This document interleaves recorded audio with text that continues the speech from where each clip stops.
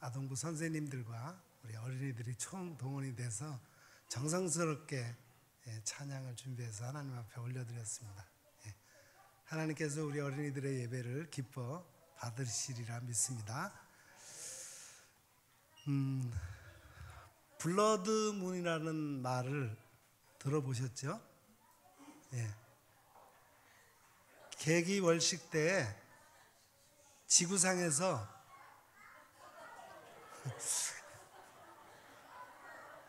어린이들 조용해 주세요. 목사님이 설교해야죠. 됐습니다. 블러드문이라는 거 어린이들 아세요? 블러드문? 뭐예요? 정확하게 알고 있네요. 달이 붉게 되는 그런 거를 블러드문이라 그러죠. 계기월식 때 지구에서 달이 붉은색으로 보이는 현상을 가리키는 말입니다. 레드문 또는 저걸 현상이라고도 합니다. 태양과 지구와 달이 일직선상에 놓일 때 지구가 태양의 빛을 가로막으면서 달은 점점 어두워지다가 마지막 순간 지구 대기를 통과한 빛 중에서 파장이 가장 긴 붉은색 빛만이 달에 전달되면서 마치 피에 물든 것처럼 붉어집니다. 달은 지구의 그늘에서 조금씩 벗어나면서 서서히 밝아지게 되죠.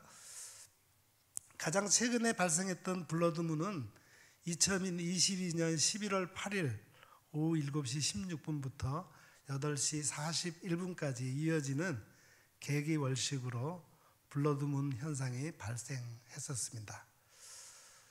앞으로 2025년 9월 7일 8일 또는 2028년 12월 31일 2029년 1월 1일에도 계기월식이 예정되어 블러드문 현상이 관측이 가능하다고 합니다.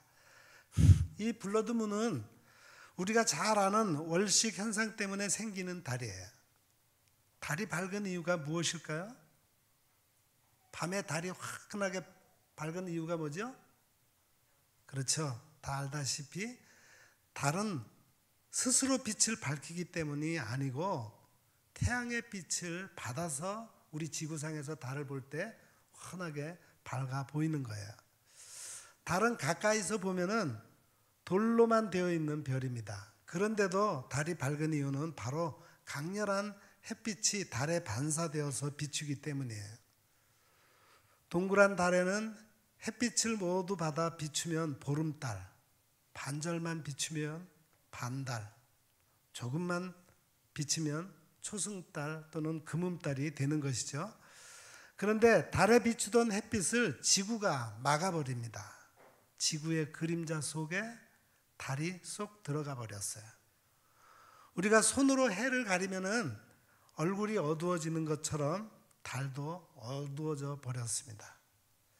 빛이 조금밖에 없기 때문에 붉은 모습의 달이 되어버린 것이죠.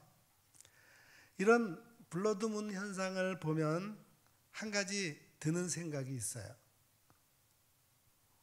우리 아동부 어린이 한 사람 한 사람이 이와 같구나 하는 생각이에요. 어린이는 우리 모든 어른들의 거울입니다. 우리의 모습을 그대로 보고 배우기 때문이죠. 달이 햇빛의 양에 따라서 그 모양이 변하고 심지어 붉게 변해버리기도 하듯이 우리 아이들에게도 우리가 어떤 빛을 비추냐에 따라서 그 빛깔이 정해져 버리는 것입니다.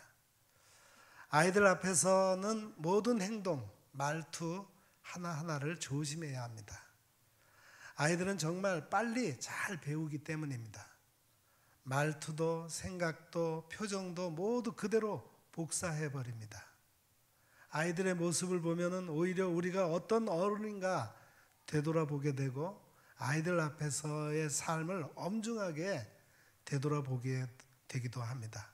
이러한 점에서 사실 우리 모두는 어른으로서 우리가 아이들에게 밝은 빛을 비추고 있는지 혹은 비켜 비추고 있는지, 오히려 빛을 가리고 있지는 않은지 살펴보아야 할 것입니다. 매년 아동부는 우리 1년에 한 차례씩 아동부 헌신 예배를 드려왔습니다. 그리고 헌신 예배를 스스로 헌신을 다짐하는 시간을 가져왔어요. 아이들이 때로는 사회를 보기도 하고 기도도 하고 찬양과 율동도 함으로써 우리가 교회 앞에서 헌신하는 시간을 갖는 것입니다. 우리 아이들이 이제 스스로 헌신할 수 있음을 고백하는 시간을 가져왔습니다. 그런데 문득 그런 생각이 들었어요. 우리 아이들의 헌신 역시 곧 우리가 드리는 헌신의 모습의 거울이라는 생각입니다. 우리의 아이들은 달과 같이 우리의 행동뿐만 아니라 우리의 생각, 우리의 감정, 우리의 믿음과 소망과 사랑을 그대로 배우고 따라합니다. 헌신 또한 마찬가지입니다. 아이들이 하는 헌신은 곧 우리가 섬기는 모습, 우리의 헌신을 그대로 반영하고 있습니다. 아이들의 헌신의 모습을 갖기 위해서는 우리가 먼저 헌신해야 합니다. 우리의 헌신이 없다면 아무리 많은 아동부 헌신 예배를 드리더라도 아동부 아이들에게 참된 헌신을 가르치기 어렵습니다. 그런데 우리의 모습은 여전히 부족한 모습이에요. 다른 사람을 보기에 앞서서 저 자신은 하나님께 온전히 헌신하고 있는가 살펴보았습니다. 그러나 아이들에게 헌신을 가르치기에 저의 헌신은 턱없이 부족했습니다. 나아가 내 스스로 열심히 노력한다면 온전한 헌신을 할 수 있는 사람인가 하는 질문을 던졌을 때 내가 온전히 헌신할 수 없는 부족한 사람이구나 하는 것을 보게 됩니다. 우리는 이미 스스로를 잘 알고 있어요. 우리의 육체는 연약하고 나약해서 헌신을 온전히 할 수 없습니다. 우리 안에는 사랑이 부족하고 믿음이 부족하여 설사 최선을 다해 섬기고 있다 하더라도 우리의 마음이 온전하지 못할 때가 너무도 많습니다. 몸과 마음 어느 것 하나 온전한 헌신을 드리지 못하는 존재입니다. 우리 또한 아이들과 조금도 다를 바 없이 스스로 빛을 내지 못하는 달과 같은 존재입니다. 이때 주님께서 주시는 하나님의 말씀이 있었습니다. 오늘 말씀입니다. 다시 한번 우리 같이 한번 읽어보겠습니다. 오늘 5장 8절 말씀, 우리가 아직 죄인 되었을 때 그리스도께서 우리를 위하여 죽으심으로 하나님께서 우리에 대한 자기의 사랑을 확증하셨느니라. 우리가 달과 같은 존재라면 우리를 빛나게 하시는 이는 예수 그리스도입니다. 우리가 아무런 빛을 내지 못하는 돌멩이와 같은 존재일 때, 곧 죄인 되었을 때 예수님께서 빛이 되어 주셨어요. 이러한 우리를 위해 스스로 십자가에서 죽으심으로 하나님의 놀라운 사랑을 보여주셨습니다. 확증하셨습니다. 하나님의 빛, 그 놀라운 광선이 우리를 온전히 비추게 된 것입니다. 하나님의 영광이 우리에게 놀랍게 비추게 된 거예요. 회색빛 나는 돌들이 햇빛으로 찬란한 은빛 보석과 같이 빛나게 된 달처럼 우리도 그렇게 변화된 존재가 된 것입니다. 이러한 변화는 우리 아이들도 마찬가지입니다. 만일 아이들이 우리의 거울이기만 하다면 아이들이 온전히 성장하는 소망을 갖기가 참 어렵습니다.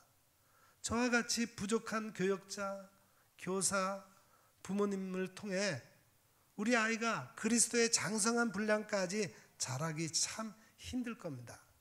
그러나 예수 그리스도께서 우리의 빛이 되어 주신 것처럼 우리 아이들에게도 빛이 되어 주실 것입니다.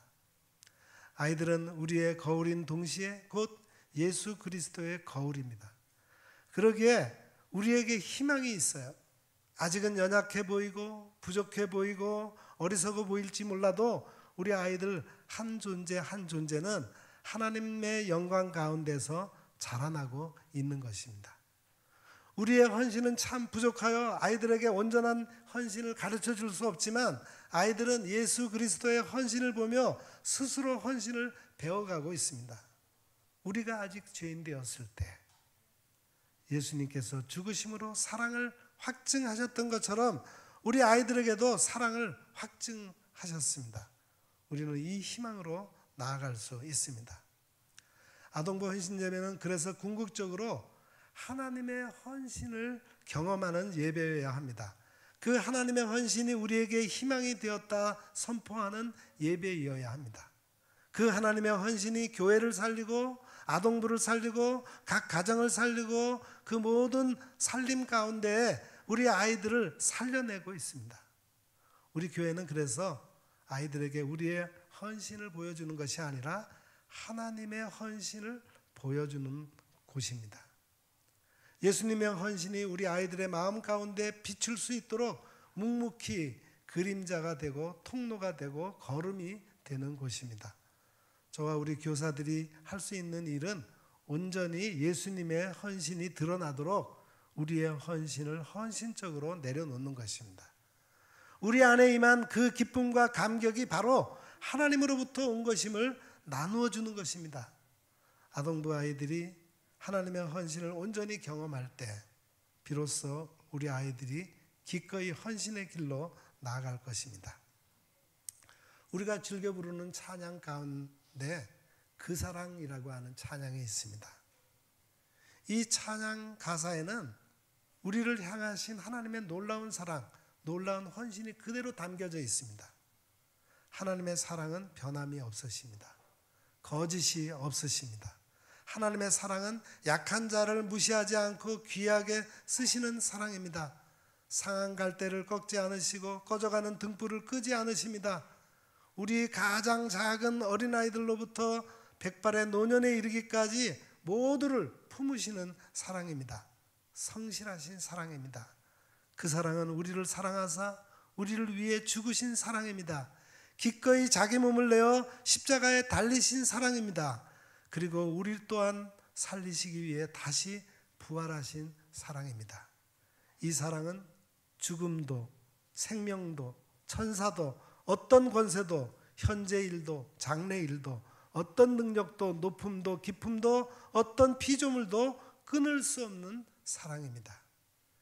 이 사랑이 우리 아이들의 마음속에 알알이 박힐 때 우리 아이들이 예수님을 따라갈 것입니다.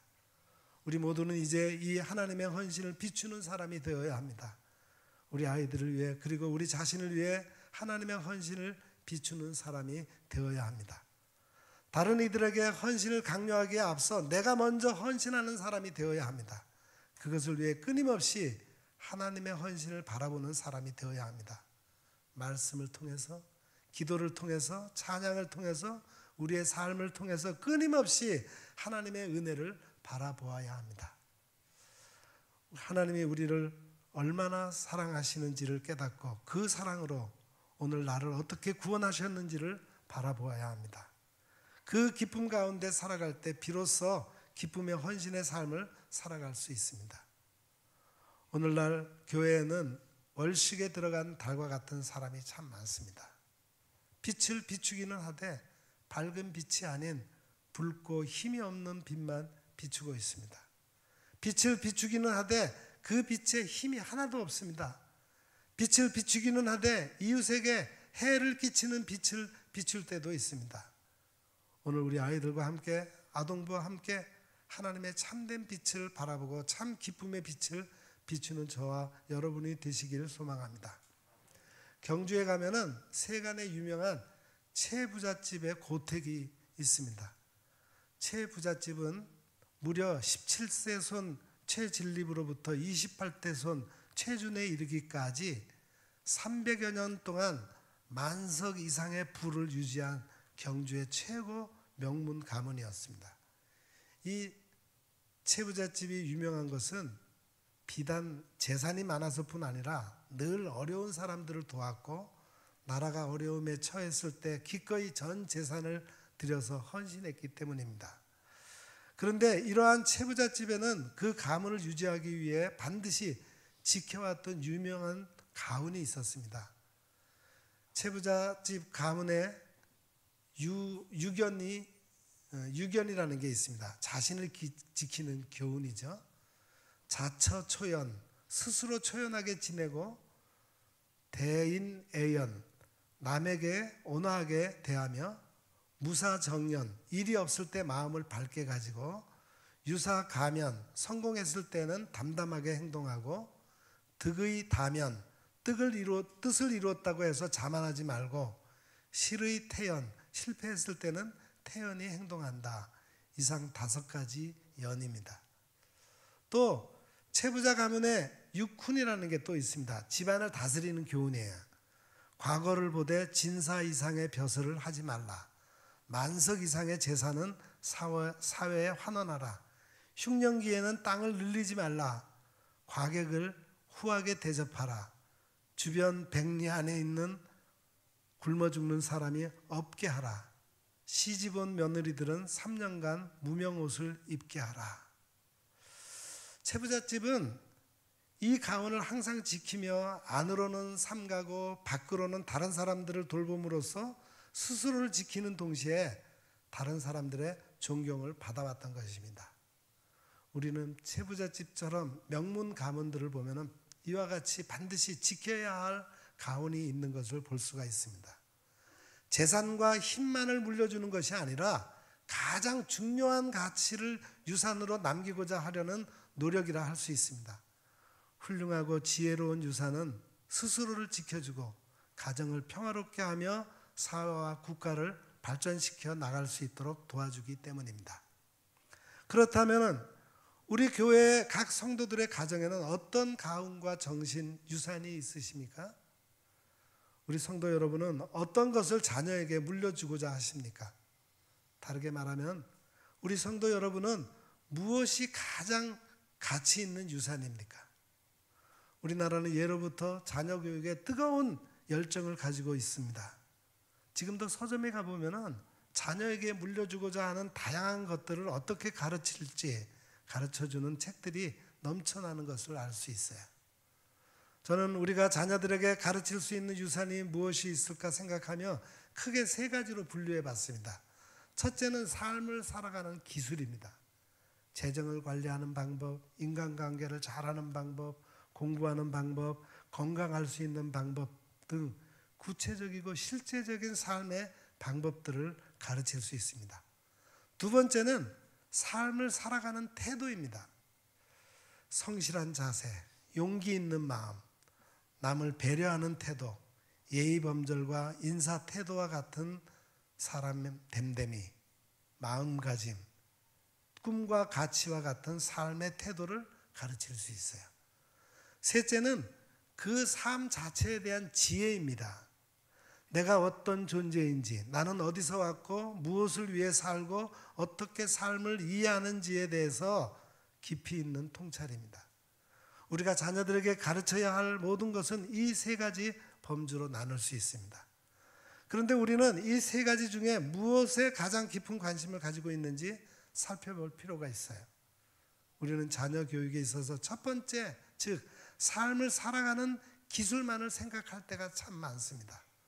조금 더 좋은 성적을 얻고 영리하게 자신의 것들을 챙기고 건강하게 성공할 수 있는 방법만을 생각합니다. 눈에 보이는 실제적인 성취가 행복을 가져다 줄 것이라고 생각하는 것이죠. 이 땅에 많은 사람들이 물질적으로 부유하지 못할 때, 사회적으로 성공하지 못할 때 불행해지는 것을 보면서 우리는 과도하게 이 부분에만 집중합니다. 그러나 높은 학업 성취율과 더불어 높아지는 자살률, 과도한 경쟁으로 인한 아이들의 인성 파괴 등의 모습들은 이것 자체로 한계가 있음을 그대로 보여줍니다. 어떤 지혜로운 부모님은 이제 첫 번째와 두 번째를 동시에 생각합니다. 학업과 인격을 갖춘 훌륭한 사람을 키워내는 것을 목표로 삼는 것이죠. 실제로 사회에서 원하는 사람도 이러한 사람이고 누가 봐도 훌륭한 사람으로 인정받을 수 있도록 키워내기 위해 노력합니다. 그러나 만들어진 인격, 만들어진 실력은 어느 순간 아이로 하여금 새로운 고민을 하게 할 것입니다. 이러한 것만으로 해답을 얻을 수 없는 근본적인 질문이 모든 인간에게 존재하기 때문입니다. 바로 우리는 어떤 존재인가에 대한 질문이에요.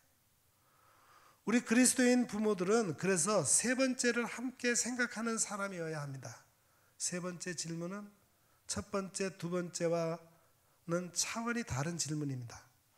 우리 아이의 삶과 존재 그 자체에 깊은 관심을 갖는 것입니다. 신앙은 이러한 질문에 대한 답이라 할 수 있습니다. 우리 아이가 평생 하나님의 뜻을 구하며 자신의 삶의 의미를 찾아갈 수 있도록 인도하는 것이고, 나아가 사망의 삶이 아니라 생명의 삶을 살 수 있도록 가르치는 것입니다. 이것은 신앙이 주는 마음의 안정을 통해 좀 더 공부를 잘하기 위함도 아니고, 율법을 통해 좀 더 예의가 바른 사람으로 키워내는 것을 위함도 아닙니다. 이 아이가 한평생을 하나님과 동행하며 영원함을 바라보고 살아갈 수 있도록 하는 것입니다.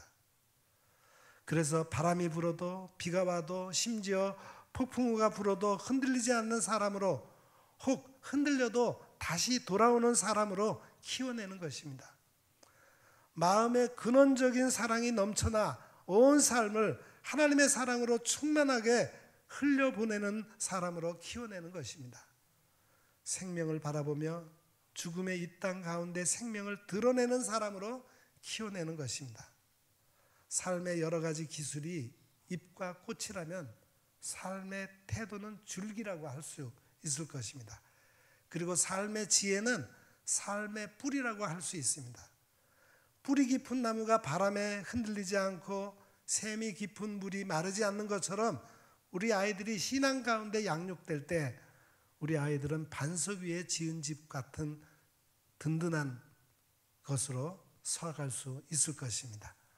그렇다면 우리 아이들이 신앙 가운데 든든히 서갈 수 있도록 우리는 무엇을 가르쳐야 할까요? 오늘 말씀 로마서 8장 38절 39절 다시 한번 봉독해 드립니다. 내가 확신하노니 사망이나 생명이나 천사들이나 권세자들이나 현재일이나 장래일이나 능력이나 높음이나 깊음이나 다른 어떤 피조물이라도 우리를 우리 주 그리스도 예수 안에 있는 하나님의 사랑에서 끊을 수 없으리라. 이 말씀은 신앙에서 바르게 선다는 것이 무엇을 의미하는지를 말씀해 주고 있습니다. 첫째는 우리 아이들이 처한 세상이 만만치 않다는 것을 가르쳐 주고 있어요. 세상은 우리 아이들에게 죽고 사는 것을 이야기하며 세속적인 가치를 추구할 것을 요구합니다. 세상 권세자들의 논리로 세속을 추구할 것을 요구합니다. 현재일과 장래일로 그들을 압박합니다. 높은 자리에서 그리고 마음속 깊은 곳에서 우리 아이들에게 그들의 잣대를 들이댑니다. 세상은 매일같이 아이들을 세상의 가치로 판단합니다. 둘째는 우리 아이들이 무엇에 속해 있는지를 말씀해 주고 있습니다. 우리 아이들은 예수 그리스도의 피값으로 산 귀중한 존재들입니다. 우리 아이들은 그 무엇으로도 끊을 수 없는 하나님의 사랑에 매인 자들입니다. 세상에서 어떤 잣대로 아이들을 판단하든지와는 상관없이 아이들은 보석 같은 존재입니다. 셋째는 우리가 무엇을 바라보아야 하는지를 말씀해 주고 있습니다. 그것은 하나님께서 아이들에게 무엇을 하셨는지를 청종할 때 알 수 있습니다. 하나님께서는 우리 아이들을 굳건히 붙잡고 있습니다. 우리가 하나님을 붙잡는 것이라면 우리의 삶은 불안하고 걱정될 것이 없습니다. 우리가 하나님을 붙잡는 것이라면 우리의 삶은 불안하고 걱정될 것입니다. 그러나 오늘 말씀은 하나님께서 우리를 붙잡을 것이다. 그리고 그 붙들림은 그 누구도 끊을 수 없다는 것을 선포합니다. 하나님의 약속이 아이들의 뿌리가 되어줄 것입니다. 하나님을 알게 되면 우리가 살아가는 이유를 알게 되고 이것은 살아가는 방법과 태도를 결정합니다. 참 지혜를 알게 되는 것입니다. 그러나 지혜를 추구하고 방법과 태도를 익힌다고 해서 하나님을 알게 되는 것은 아닙니다. 이것은 우리가 무엇을 우선순위로 정해야 할지를 말씀해 줍니다. 눈에 보이지 않는 것을 소홀히 하지 마시기 바랍니다. 시간이 오래 걸리는 것을 소홀히 하지 않기를 바랍니다. 근본적인 것을 가볍게 여기지 마시기 바랍니다. 가장 중요한 것을 가장 우선순위에 두시길 바랍니다. 그때 우리 아이들이 굳건히 설 수 있을 것입니다. 그리고 우리 온 교회가 이 일에 함께 하기를 기도합니다. 기도하시겠습니다. 거룩하신 하나님 아버지, 오늘 이 시간 우리 아동부 헌신 예배를 드리면서 우리의 헌신은 먼저 하나님의 헌신에 근거해야 한다는 말씀을 들었습니다. 우리가 먼저 아직 죄인 되었을 때 예수님께서 우리를 위해 죽으심으로 확증하신 하나님의 헌신을 깨닫게 해 주옵소서. 그 헌신의 빛을 받은 우리가 다시 우리의 어린이들을 향해 빛을 비추어 우리 아이들도 이 세상에서 헌신의 빛을 바라며 살게 해 주옵소서. 예수님의 이름으로 간절히 기도드립니다. 아멘.